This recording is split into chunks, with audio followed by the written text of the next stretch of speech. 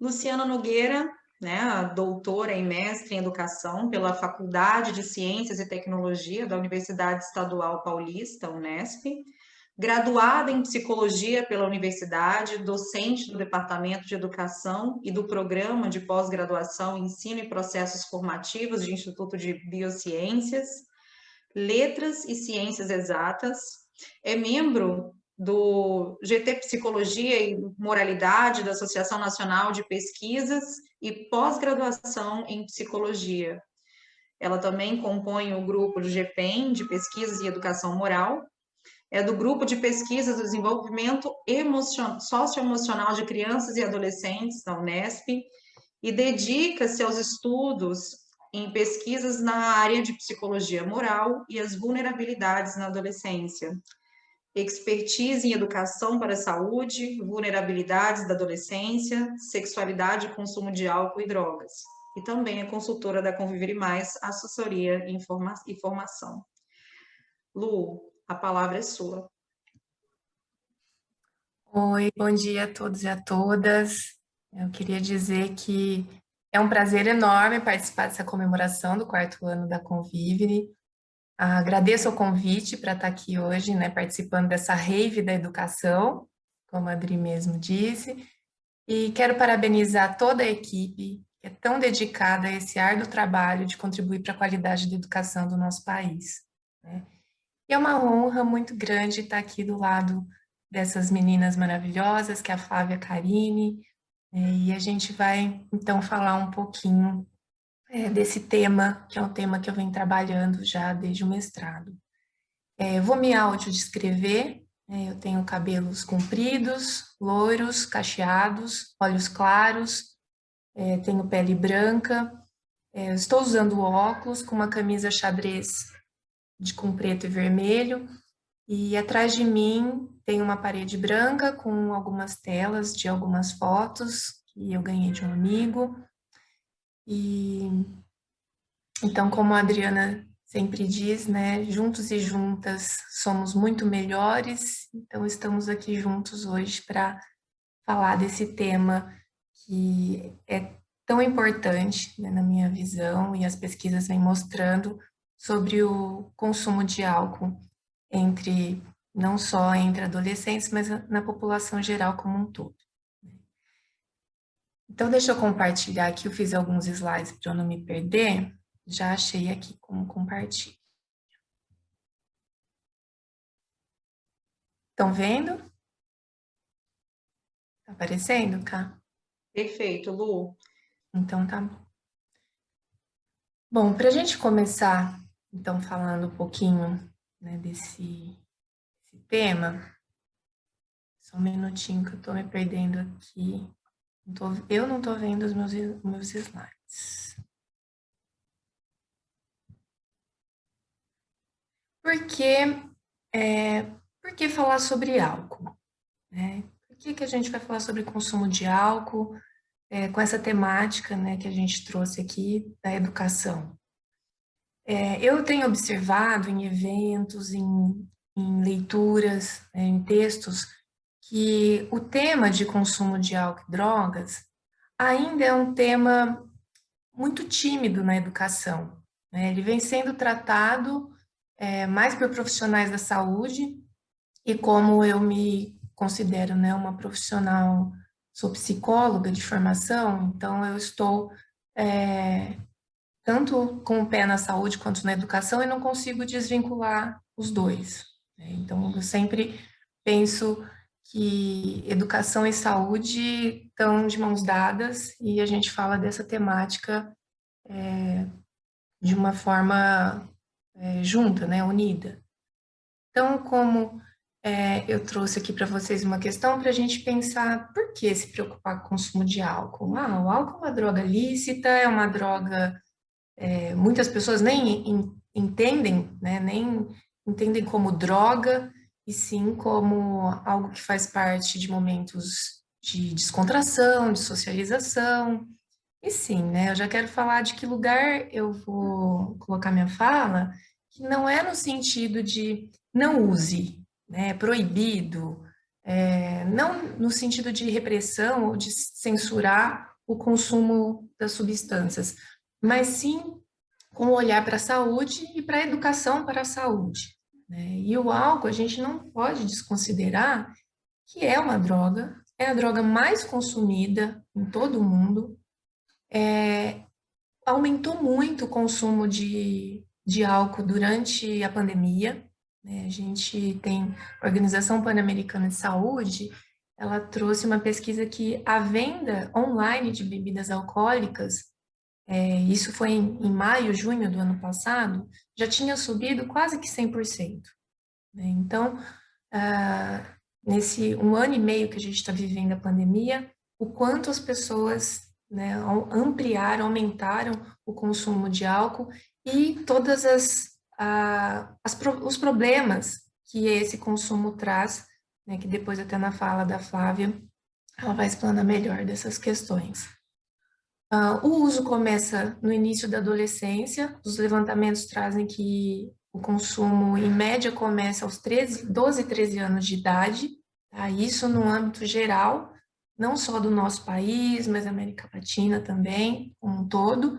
Então, não é um assunto para a gente começar a falar né, com adolescentes de ensino médio. A gente tem que começar a tratar dessa temática e essa preocupação ainda no ensino fundamental.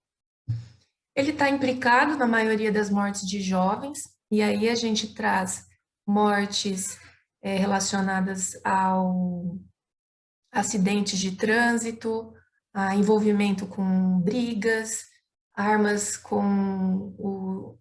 a morte com o uso de armas de fogo, então suicídio. Então são muitos problemas que o álcool reflete na vida dos jovens.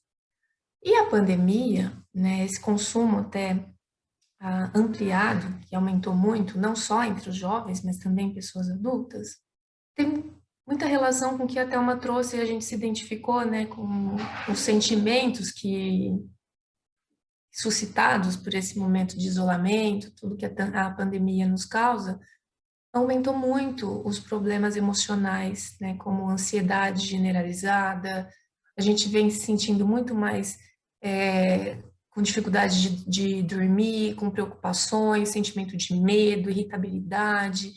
Então, todas essas sensações e sentimentos que a pandemia aflorou ainda mais nas pessoas, isso contribui também com o uso do álcool como uma forma de medicamento. Aqui eu destaco uma preocupação que nós temos com o consumo de bebidas, especificamente por mulheres. A gente sabe que os últimos levantamentos vêm mostrando já quase que uma equiparação mesmo, um número muito semelhante do consumo de álcool entre meninas e meninos. As mulheres vêm aumentando o seu consumo de álcool e se equiparando ao consumo de álcool pelos homens. Por que nos causa maior preocupação o consumo de álcool pelas mulheres? Além de toda as diferenças, né, biológicas que nós temos uma condição hormonal, a gente tem menos água no nosso corpo para que esse álcool seja diluído, né, e as enzimas que degradam o álcool no nosso corpo, nós temos menos do que os meninos, então tem fatores biológicos que o mesmo consumo de álcool, a mesma quantidade entre mulheres e homens, causa efeitos diferentes. A gente tem que considerar que o consumo de álcool, ele está relacionado a fatores biopsicossociais, é muito complexo, a gente não pode reduzir a uma causa, a um fator apenas. A pessoa bebe porque o pai ou a mãe também bebia muito, ou a pessoa bebe pelas companhias que ele anda, ou a pessoa bebe porque ele é deprimido. Enfim, é um conjunto, né, de fatores que a gente tem que considerar, é um comportamento muito complexo que a gente não pode reduzir a um único fator quando a gente vai avaliar, quando a gente vai analisar o porquê que as pessoas bebem. E em relação às meninas, uma menina com o mesmo peso, né, se ela pesa 70 quilos, um rapaz pesa 70 quilos, consome a mesma quantidade de álcool, os efeitos no organismo dessa menina vai ser diferente. Então, essa menina ela está muito mais exposta a questões, problemas como gravidez não planejada, ISTs, né, as infecções sexualmente transmissíveis, aumenta ainda mais as vulnerabilidades dessa menina com relação a sofrer abuso ou estupro. Aqui a gente pode colocar também a situação da violência doméstica. Então, a mulher, ela, dentre todos os problemas, né, que o álcool traz, o excesso, né, do consumo de álcool ou o uso precoce de álcool, a mulher ela tem as características específicas que a gente tem que olhar para essa questão de gênero, né? O feminicídio também. Você vê que o consumo de álcool, ele traz não só os problemas para o indivíduo, mas para as pessoas que estão ao seu entorno também, causa problemas sociais, né? Então, é um problema de saúde pública que a gente tem que, sim, levar para a escola, né, essas discussões. Além desses problemas que eu já ressaltei entre as meninas, né, de uma forma geral, também para os meninos e para todos adolescentes que fazem uso excessivo de álcool, aumenta a probabilidade de serem assaltados, aumenta o envolvimento em brigas, o mau rendimento escolar está associado muitas vezes ao uso de álcool. É claro que o menino que vai, um adolescente que vai para uma festa, numa quarta, quinta-feira à noite, no dia seguinte, né, ele vai estar de ressaca, ele não vai conseguir ter o desempenho, ou às vezes ele nem consegue ir para a escola porque ele está passando muito mal. É um tema que poucas pessoas sabem, eu acho que isso é uma informação que tem que chegar a pais, professores e adolescentes, que é a disposição para transtornos psíquicos.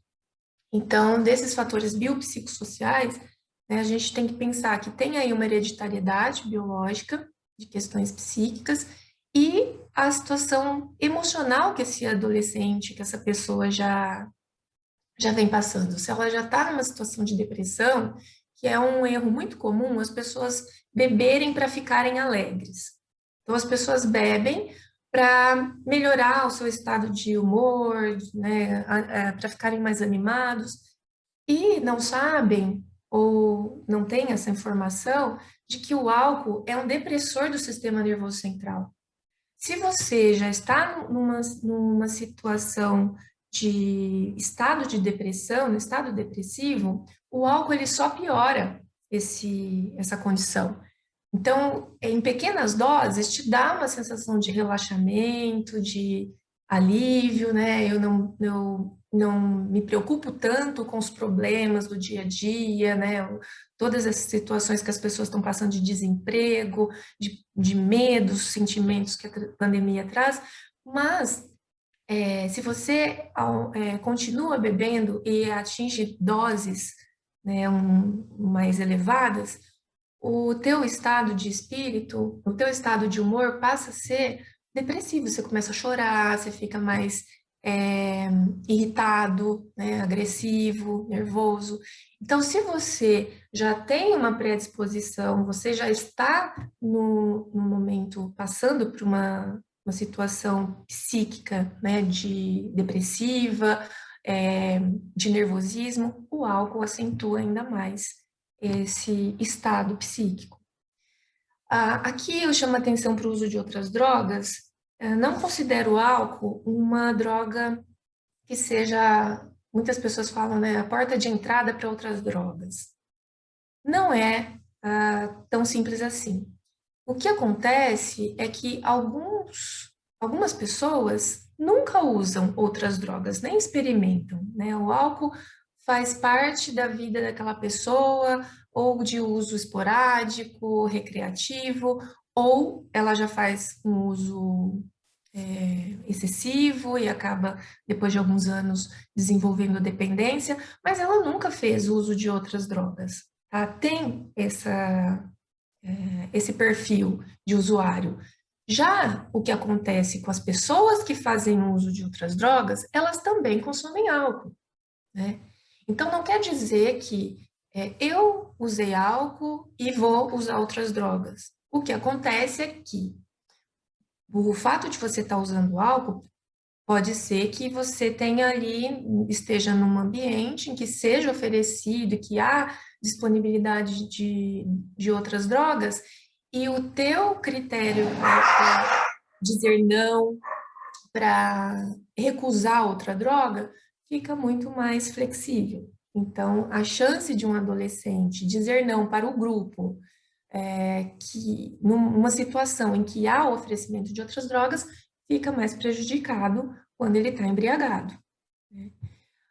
Aqui eu trouxe um termo que para muitas pessoas é um termo novo, que é o termo do beber como um tipo binge, né? O binge drinking. Esse beber se embriagando é a característica do consumo dos adolescentes, tá? Porque o adolescente, ele não vai chegar em casa ou chegar da escola cansado e vai tomar uma dose de uísque, né? Isso é um padrão mais comum entre adultos. Os adolescentes, eles passam semanas, dias, né, sem beber, e em situações sociais, situações de festa, de reunião com grupos, que eles bebem muito.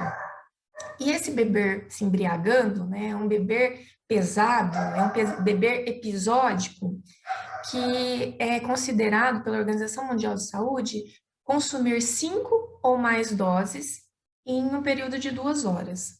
Quantos relatos a gente ouve de adolescentes que em uma festa que durou 2, 3 horas, eles bebem 10 latinhas, 15 latinhas, uma garrafa de vodka misturado com outras bebidas, né? Ou até fazem o acompanhamento de outras substâncias também. Então, consumiu álcool e fumou maconha, consumiu álcool e tomou alguma droga sintética, misturou com medicamentos. Então,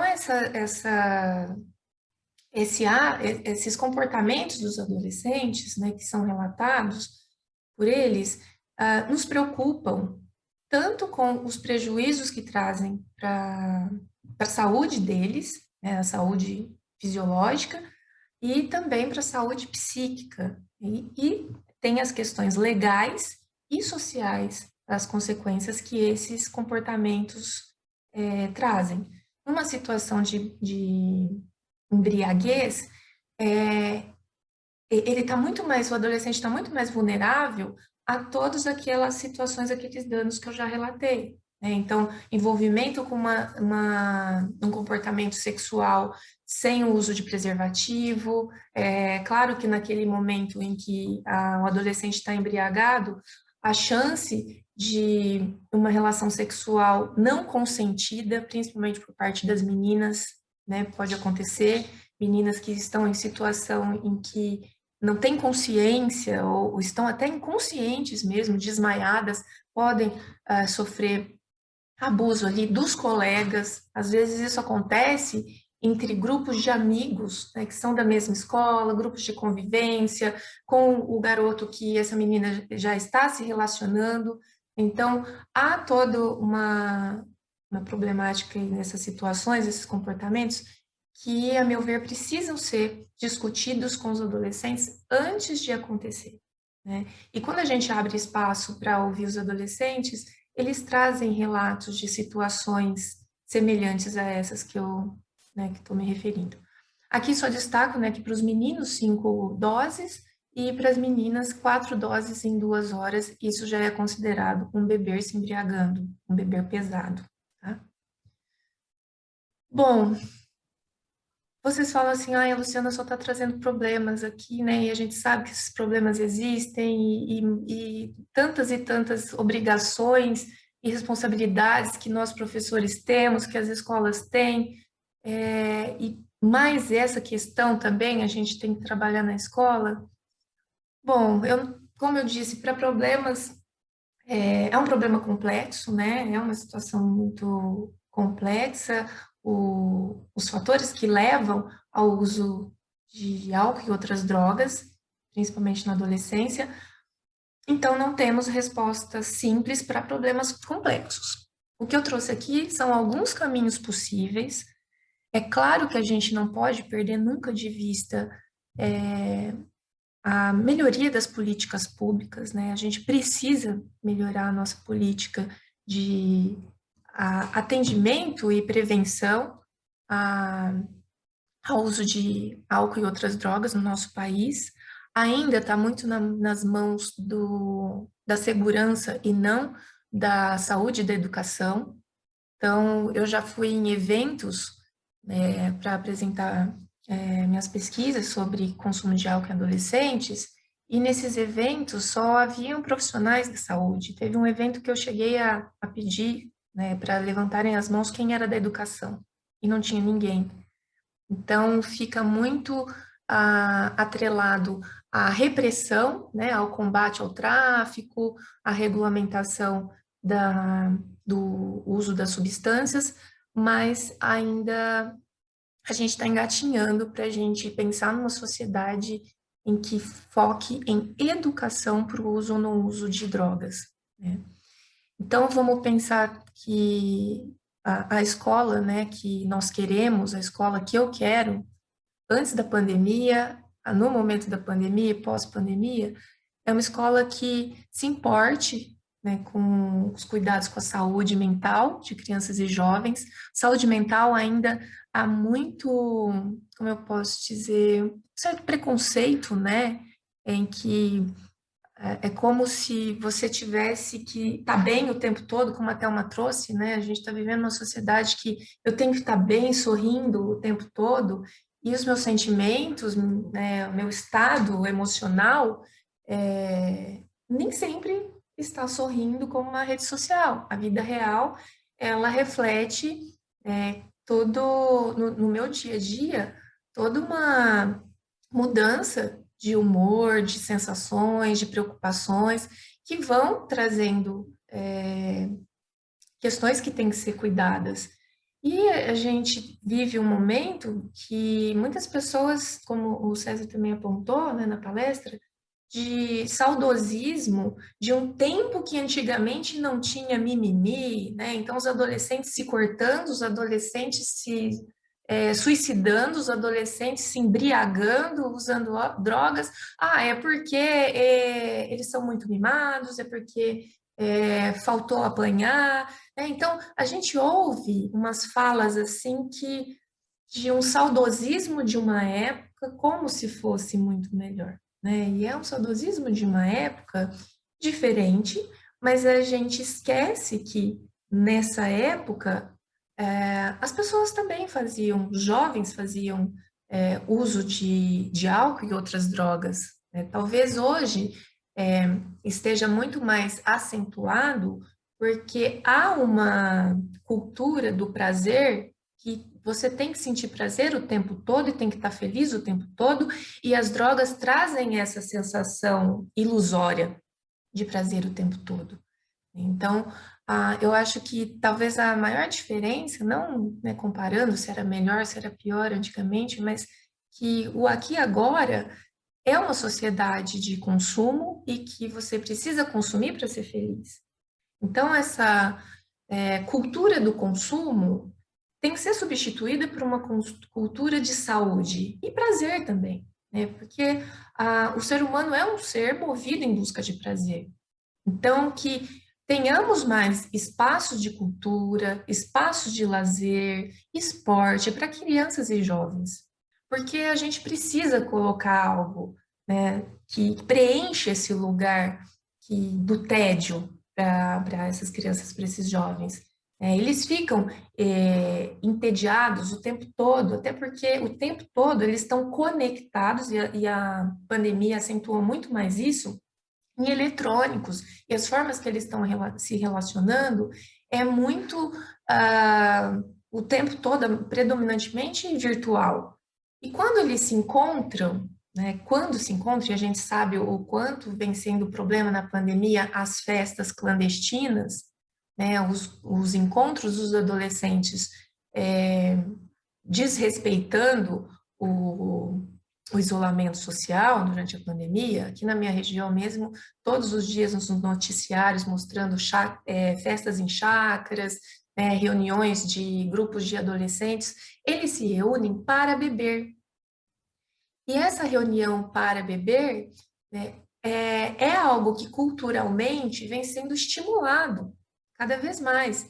Então, eu não vou me encontrar com os amigos para me divertir, para conversar, para bater papo. Eu vou me encontrar com os amigos para beber.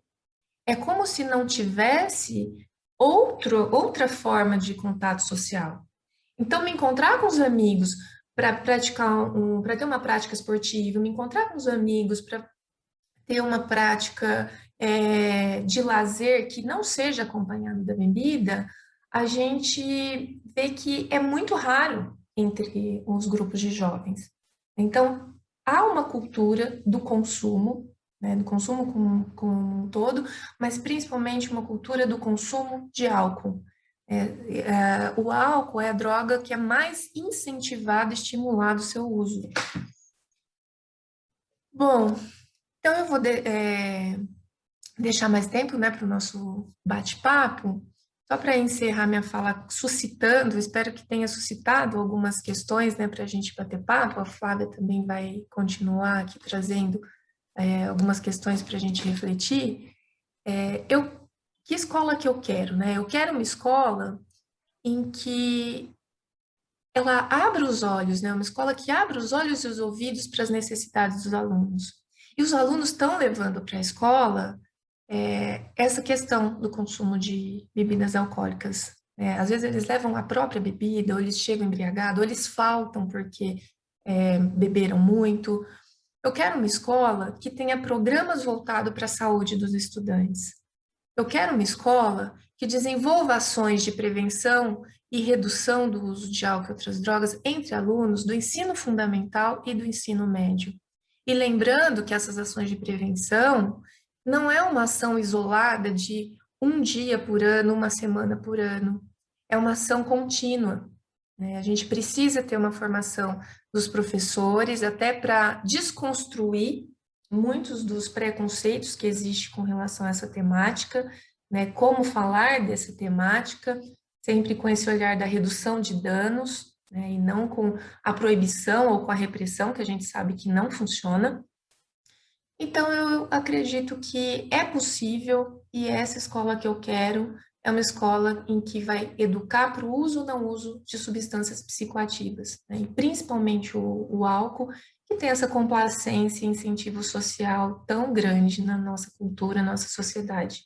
É uma cultura em que, principalmente entre os meninos, é colocado que o menino que não bebe, ele é chamado pelo grupo de mulherzinha, de fraco, ou se ele bebe algumas doses e fica embriagado mais rapidamente que os outros que já desenvolveram tolerância, que é algo muito preocupante na saúde desses jovens, desenvolver tolerância, e eles não sabem disso, né? Eles marginalizam esse colega que é fraco porque não aguenta beber, né? Então, até o quanto que a sociedade machista é cruel, não só com as meninas, mas também com os meninos, né? Que colocam que os meninos precisam ser fortes, até no sentido de se intoxicarem.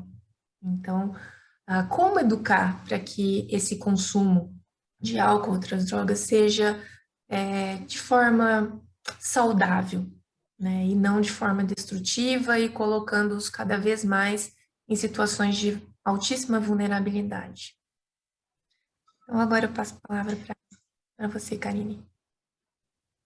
Obrigada, Lu. Tempo certinho. Bom, eu imagino o quanto tenha sido esclarecedor, né? Primeiramente para mim, sou professora também do 9º ano e coloquei até no chat, né? Que é uma das pautas que mais aparecem quando nós fazemos rodas de conversa, né? Falar sobre isso. Eles pedem muito para falar sobre isso. Então, eu acredito que tenha sido esclarecedor para muita gente, né? Então, estamos aqui na mesa, né? Impactos e desafios da pandemia para a educação, consumo de álcool e violência doméstica no segundo webinário e qual escola nós queremos após a pandemia.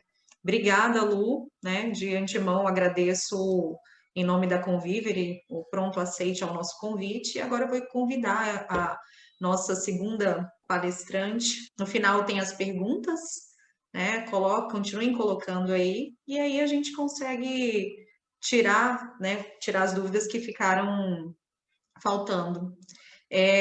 Flavinha, tá por aí? Estou aqui, minha querida. Estou aqui. Saudade de ouvir saudações mineiras. Cumprimentos mineiros. Chegando Cumprimentos mineirinho. mineiros. Sempre maravilhosa, as duas. Meninas, agora com vocês, Então vamos Flavinha, lá. vou apresentá-la. Então Posso vamos te lá. apresentar, Flavinha? Por favor, vamos lá. Bom, Flávia Maria de Campos Vivaldi, nossa querida mineira, doutora e mestre em educação pela Faculdade de Educação da Universidade Estadual de Campinas, magister em programas de invenção psicológica em contextos educativos pela Facultad de Psicología de la Universidad Complutense de Madrid. Gente, eu vou ter que falar com sotaque, né? Porque é professora de espanhol, desculpa. Especialista em relações interpessoais na escola, atuou como secretária municipal de educação de Poços de Caldas, Minas Gerais, integra o corpo docente do curso de pós-graduação As Relações Interpessoais na Escola, das competências socioemocionais à personalidade ética, pelo Instituto Vera Cruz, é membro do GPEM, Grupo de Estudos de Pesquisa e Educação Moral, e do Núcleo de Pesquisa, Extensão e Educação em Infância do Instituto Vera Cruz. Expertise em práticas morais, programas de convivência ética, gestão cooperativa, regras e assembleias escolares e desenvolvimento cognitivo. E também consultora da Conviver e Mais, assessoria e formação. Flavinha, qual escola queremos após a pandemia? A palavra é com você. Obrigada, Karine. Um prazer estar com vocês nesse aniversário da Convivere Mais. Quero cumprimentar a Adriana e estender os cumprimentos para toda a equipe, que agora é uma equipe grande, né? Mas se não fosse a perseverança dessa leonina, a gente não teria esse espaço de troca, de compartilhamento tão ativo, tão generoso, tão importante para tudo que a gente vive na educação, sobretudo num momento como esse, né? Vou fazer minha audiodescrição. Eu falo tanto que eu esqueço dessa parte, né? Mas eu sou loira, cabelos cacheados curtos agora, uso óculos, estou com uma blusa de lã, né? Porque aqui encosta um gelo, azul marinho. Atrás de mim tem uma estante de livros e também levemente maquiada. Aquela coisa de a gente fazer o disfarce dos 57 anos. Bom, e aí, eu gostei muito de participar dessa mesa com a Lu, porque ela traz uma continuidade daquilo que nós estamos ouvindo desde amanhã, né, pontuando problemas efetivos mais específicos com o álcool, e para mim ficou a responsabilidade de trazer um cenário sobre as violências domésticas, né, que também extrapolaram o limite de aceitação, se é que é possível a gente aceitar qualquer incidência desse fato, mas ele existe, e também fazer essa pergunta, depois da pandemia, que escola nós queremos? Peço licença para vocês também para compartilhar, porque a gente que fala muito tem que ter um guia para não perder né, o tempo de fala. Então, veja, quando a gente fala em violência doméstica, o cenário é o mais trágico possível. E eu estou com dados só do Brasil, mas isso não é uma exclusividade do Brasil, né? Se a gente pega os dados de outros países, a incidência desse tipo de violência também aumentou e aumentou muito. No nosso país, nós temos, no último ano, 1 em cada 4 mulheres acima de 16 anos que diz ter sofrido algum tipo de violência. E aí vem se aprofundando, né, todo esse cenário, quando a gente olha que, dentre esses dados, existe uma potencialidade quando nós falamos das mulheres negras, né? Então, assim, mais de 1 em cada 3 mulheres pretas declaram ter sofrido violência doméstica. Não dá para a gente fazer de conta que não existe essa diferença no que diz respeito à etnia, né? A cor da pele, a raça. E aí, algo que para nós é assim lamentável, é um fato que incide diretamente na nossa preocupação como educador e como pesquisador da educação, que metade desses casos acontecem dentro de casa. Quer dizer, exatamente naquele local que deveria ser o porto seguro de cada um de nós, é onde milhares de mulheres, de crianças, né, têm sido extremamente violentadas, têm sido alijadas do direito à dignidade humana, né? Os agressores, 73% dos agressores são íntimos das vítimas, ou seja, nós estamos falando, em primeiro lugar, de maridos ou namorados, né? Em segundo lugar, de ex-maridos e ex-namorados, depois vem pais ou mães, padrastos, filhos e filhas. E aqui eu faço uma pequena pausa, porque quando a gente identifica quem são os principais agressores, não dá para a gente deslocar o olhar de uma educação que precisa olhar para as causas dessa violência e trazer isso como algo a ser criticamente compreendido pelos estudantes.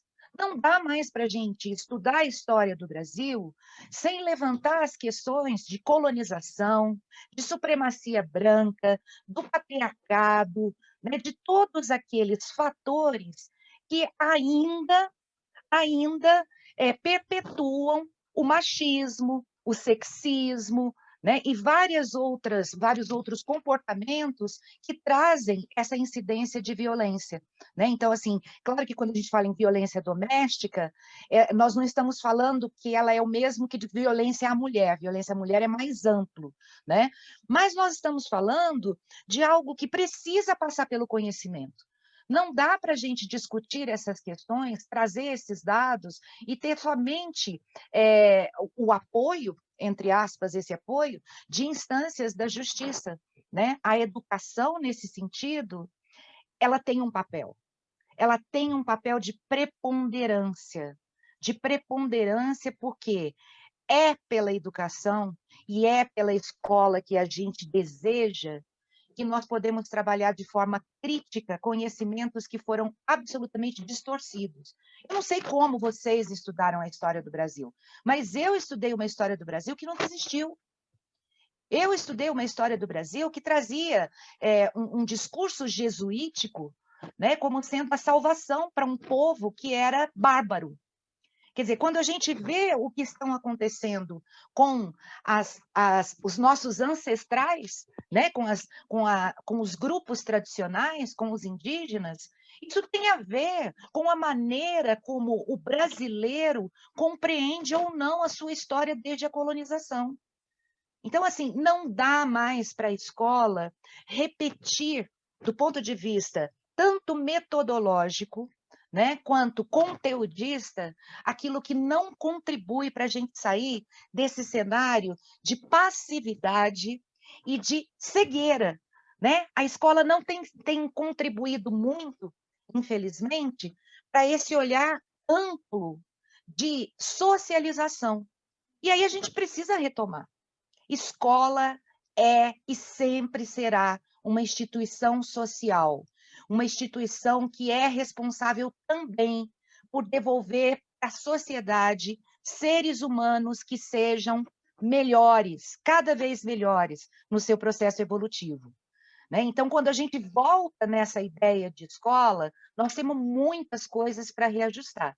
Eu não vou pormenorizar aqui, desculpa, as questões pedagógicas e conteudistas, né?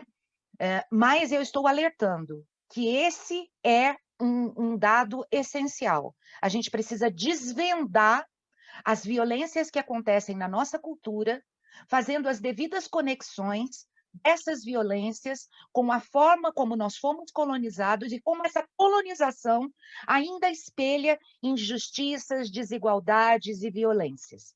né? A gente precisa sim falar da supremacia branca, a gente precisa sim falar do patriarcado. Isso não é papo de comunista, não, né? Isso é uma conversa séria que precisa ser respeitada e precisa ser colocada abertamente com os nossos estudantes. Eles cada vez mais estão inquietos por saber a verdade. Eles provocam essas discussões. Antes que o professor, às vezes, com medo, né? Exatamente porque hoje a gente tem um cenário de controle que pede, inclusive, que haja denúncias de professores que estiverem abordando esses temas, né? Então, a conjuntura política do país é totalmente desfavorável para o que eu estou trazendo aqui. Mas é exatamente nesse cenário de enfrentamento que nós estamos que nós podemos fazer a diferença. Né? Então, assim, eu estou falando de uma educação crítica, mas eu também estou falando de uma educação humanizada. Mas veja, quando eu defendo a educação humanizada, eu estou muito longe da visão antropocêntrica, porque essa visão humanizada precisa trazer para nós a condição de uma ética planetária, em que o homem é um dos seres vivos, mas ele também não pode ser aquele que estraga tudo, que detona tudo. Né? E que usa do consumismo, do consumo, dessa cultura do consumo que a Luciana traz, não só para se agredir, mas como para agredir a todo o planeta. Né? Então, assim, humanizar a educação é também trazer uma visão planetária de coexistência. Tá? E aí, o que a gente falou muito ao longo dessa pandemia, vem falado, a Adriana, quando encerrou a fala da Thelma e do César, trouxe, né, o comentário que ela fez do material que foi disponibilizado pela Convivere desde o ano passado, para que as escolas pudessem fazer um trabalho humanizado com os alunos e tudo mais. Mas veja, ela falou algo que é essencial e que faz parte do que eu estou trazendo agora. Tudo aquilo que a gente se preocupou muito no início da pandemia é algo que tem que ser princípio dentro da escola, em tempo integral e em qualquer circunstância. Quer dizer, houve uma atenção substancial para alguns elementos e para alguns princípios que serão tratados aqui, mas porque nós estamos vivendo esse ineditismo, essa situação atípica. E agora é hora da gente olhar para esses mesmos princípios e dizer: não, eles não são necessários somente agora. Eles precisam sustentar o trabalho da escola para que a escola tenha esse olhar e ofereça um olhar crítico humanizado. Né? E aí eu estou falando de princípios que se complementam e que se potencializam, né? E que precisam ser desdobrados em ações fundamentais da escola. O primeiro deles é o princípio do acolhimento. Quando a gente fala em acolhimento, vamos nos distanciar daquele olhar ingênuo, né, de achar que nós estamos falando só do ponto de vista do abraço, do carinho, que agora está tão impedido, né, pelo distanciamento social. Eu estou falando aqui de uma disponibilidade emocional que precisa ser intencional. Ou seja, precisa fazer parte do meu planejamento, né? Eu, professor, eu, gestor, eu, profissional da educação, precisa estar no meu planejamento essa disponibilidade emocional, essa oferta de amparo, ainda que não esteja nas minhas mãos a resolução do problema do outro. Dar a escuta, porque acolhimento é exatamente isso, né? É um momento que antecede uma ajuda, mas que implica uma escuta. Não qualquer escuta, vou falar um pouquinho dessa escuta, mas uma escuta que seja respeitosa, uma escuta que não traga julgamento, né? Que coloca-se em apoio. Acolher é isso. Acolher é você abrir espaço. Então, quando a Thelma traz aquela descrição tão real do momento que a gente está vivendo, de como nós não nos sentimos, aquilo é um acolhimento. Houve uma convergência entre cada um de nós com aquilo que foi falado. né? Houve uma convergência de sentimentos expostos pela palestra, né, pela palestrante, mas com aquilo que a gente também sente. Então, falar em acolhimento da escola não é só em retorno, não é só em situação atípica como a pandemia, é algo que precisa estar no dia a dia, é algo que não pode depender do humor do professor, né? Não pode estar atrelado a uma condição de querer ou não fazer, porque o acolhimento, ele traduz um outro princípio essencial, também já falado na manhã, né, que é o cuidado. Eu não vou falar aqui a ética do cuidado trabalhada por Gilligan, por Noddings, né, e por outras autoras de base feminista. Eu vou falar daqui desse cuidado que extrapola tudo isso, do cuidado que o Leonardo Boff traz como um gesto amoroso para com a realidade, do cuidado que faz parte do nosso processo evolutivo como espécie humana. Se o cuidado não fosse central no surgimento do ser humano, nós não teríamos chegado até aqui. Né? O cuidado tem a ver com uma postura de solidariedade. Ele tem a ver, vamos pensar, né? Lá na raiz do processo de hominização.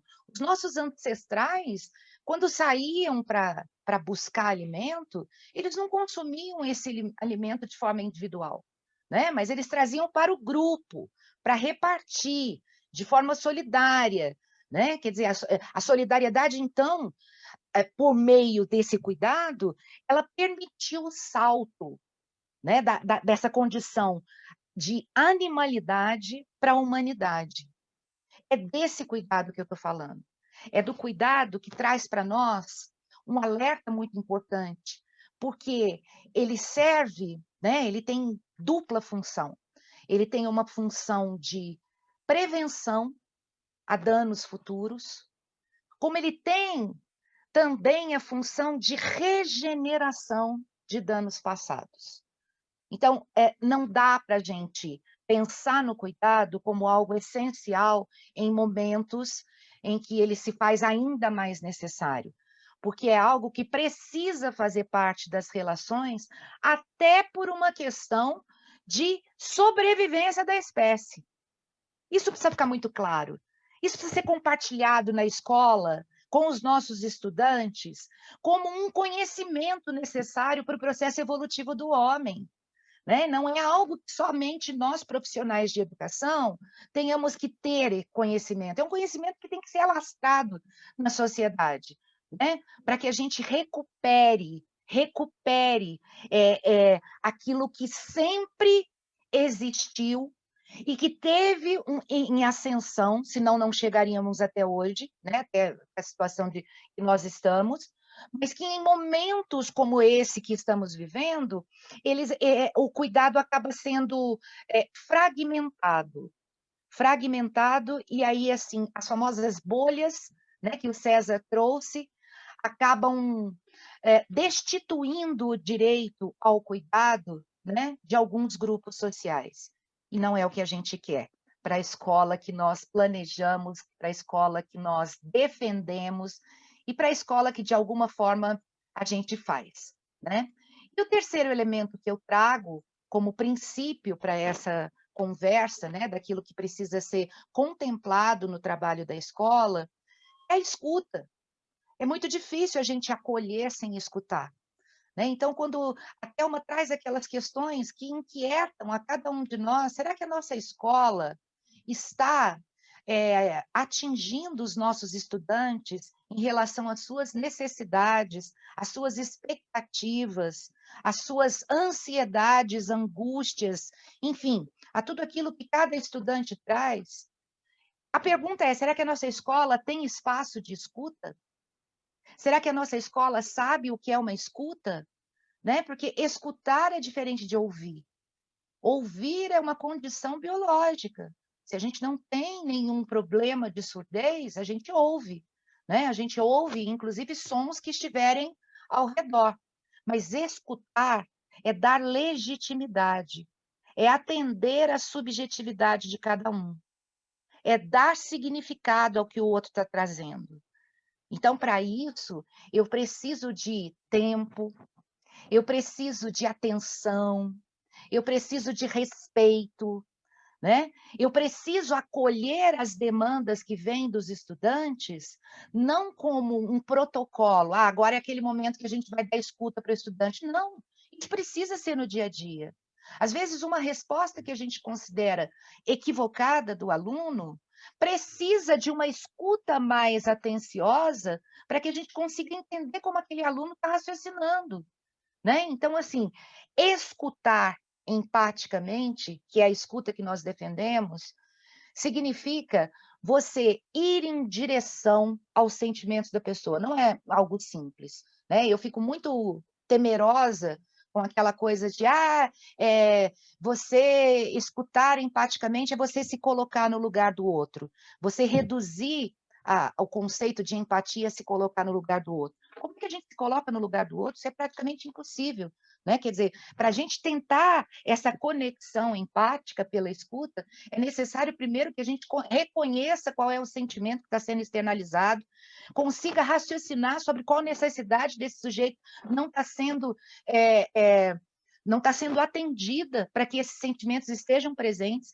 e só aí eu sou capaz de me conectar com essa ideia, né? De tal forma que o sujeito se sinta escutado.